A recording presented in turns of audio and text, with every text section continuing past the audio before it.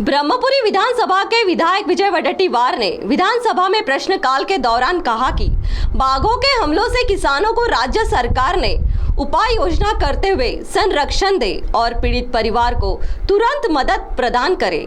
तो आइए सुनते हैं इस संबंध में उन्होंने और क्या कहा।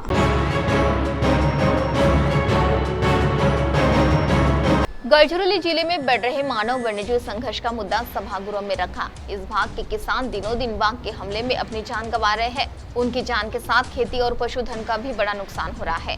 राज्य सरकार ने जल्द उपाय योजना करते हुए किसानों को संरक्षण दे, बाधित परिवारों को जल्द मदद मिले और बाघों के सुरक्षित स्थलांतरण के लिए ठोस योजना चलाए। यह मांग इस समय की गई। विभागाच्या संदर्भात माननीय वनमंत्री या ठिकाणी उपस्थित आहेत। वाघांच्या मृत्यूचं प्रमाण मोठ्या प्रमाणात होत आहे। शिकार करणारे शिकारी या महाराष्ट्रामध्ये बिहार यूपी मधून महाराष्ट्रात येतात। मागील वर्षी 6 वाघांचा मृत्यू झाला। 2-3 कारण आहेत। एक तर शिकारी त्यांची घुसखोरी झाली, त्यामुळे मोठ्या प्रमाणात वाघांचा मृत्यू होत आहे। त्यांना मारलं जातं, त्यांचे नख कातड्यांचा व्यवसाय केलं जातं अध्यक्ष महोदय, आणि त्यानंतर वाघाच्या झुंजीमध्ये वाघांचा मृत्यू होतो।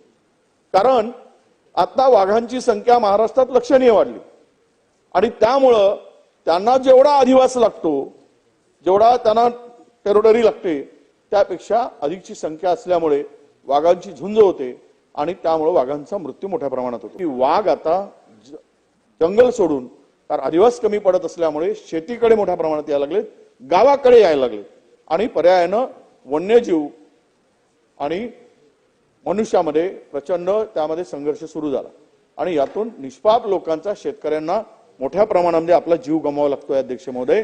म्हणून माझी विनंती आहे की अधिकचे जेवढी वाघ असतील महाराष्ट्रातून लवकरात लवकर ट्रान्सलोकेट करा, त्यांना स्थलांतर करा आणि त्यांना त्या शेतकऱ्यांना आपण प्रोटेक्शन देण्याची भूमिका आपण स्वीकारली पाहिजे। कारण शेतीशी आणि शेतकऱ्यांचा आणि जंगलाचा संबंध रोजचा आहे।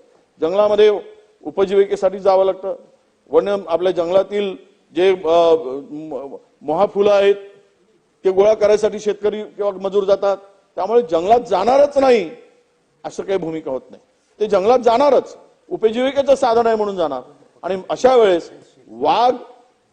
वाघापासून संरक्षण करण्याची भूमिका सरकारने इथे जाहीर केली पाहिजे आणि अधिकची संख्या असेल ती हटवण्याचं काम या ठिकाणी झालं पाहिजे। अध्यक्ष महोदय, वन्य प्राण्यांपासून मोठ्या प्रमाणात संरक्षण करायसाठी मधामध्ये आपण सोलर फिनिशिंगचा प्रस्ताव दिला। तुम्ही त्या दिवशी घोषणा केली की 100% आपण देणार, पण तो कोटा आणि इंटेक वाढवून द्या जरा। प्रचंड नुकसान होत आहे शेतीत, दहशत आहे शेतकऱ्यामध्ये। आमच्या भागामध्ये माझ्या एका मतदारसंघामध्ये अध्यक्ष महोदय आपल्याला सांगतो मंत्री महोदयांना 55 वाघ की 56 वाघांची नोंदणी झाली। अख्खा गावात एक गाव असेल, एक वाघ एका गावाच्या 3-4 गावाला फार डिस्टर्ब करत असतो। तरी काय आपण आपल्या पाळीव जनावरांचं काही गायी बैल बकरींचं मारण्याचं प्रमाण आहे, त्याला काय मोबदला मिळत असतो, पण जीव मात्र परत येत नाही माणूस ज्यावेळेस जातो त्यावेळेस।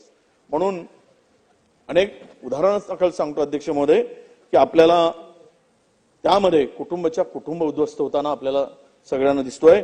माझी विनंती आहे की आपल्याला मंत्री महोदयांना की या ठिकाणी वन खात्याला अधिकाधिक निधी देऊन त्या शेतीच्या संरक्षणासाठी जो व्यक्ती आपल्याला या वन संरक्षणासाठी वन्य प्राण्यांपासून संरक्षणासाठी जे सोलर फिनिशिंग मागेल किंवा आपल्या कुंपण मागेल ते उपलब्ध करून देण्याचं काम आपल्याला करून द्यावं लागेल, शेती वाचवावी लागेल, अशी माझी आपल्याला या निमित्तानं मंत्री महोदयाकडे विनंती आहे अध्यक्ष महोदय। सीटीवी के लिए प्रतिनिधि अमर बुद्धार पवार की रिपोर्ट।